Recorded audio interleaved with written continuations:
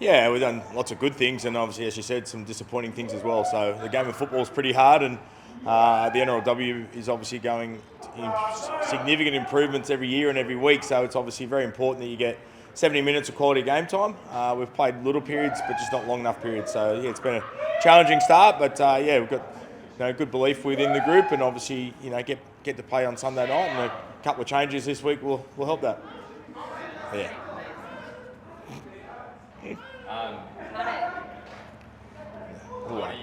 Sharks on, I think Sharks on there.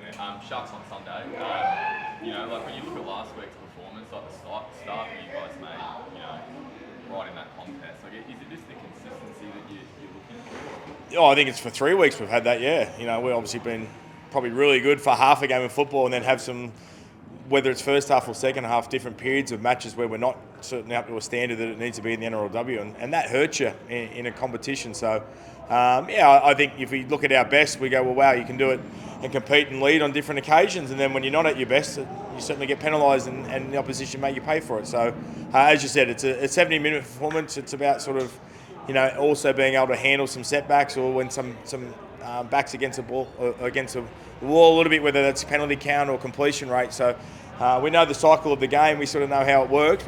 We've had 3 different lessons in the first 3 weeks, so it's a matter of trying to improve that.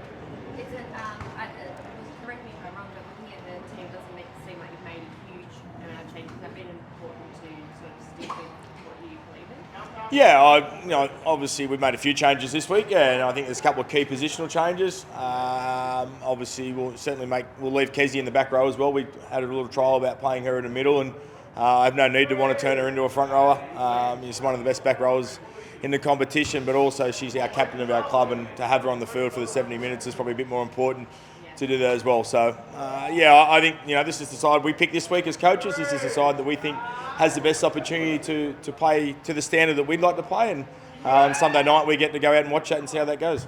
It looks like watching across the competition, the NRLW competition, it feels like maybe sides, once they sort of let it get away from them, they do find it hard to catch up. Do you find that it's maybe harder to overcome?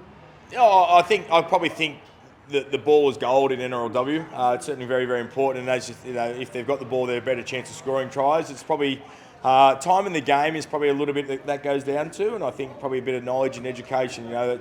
It's sort of fast tracked. You get a 7-week preseason, they chuck you straight into a competition and say good luck. And the last time a lot of these ladies played football was September last year. So it's that understanding of knowing the cycle of football, how to stay in the arm wrestle, how to defend your try line. If you have got a couple of sets of 6, you're under a bit of pressure. So I think if you look at some sides can do that probably a bit better than others.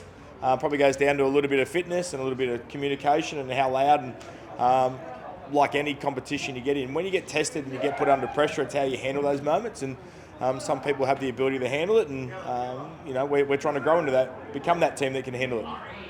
Just on that, like obviously the NRLW season being short, like does it kind of, I guess ramp up the pressure in a way to kind of try and find that consistency?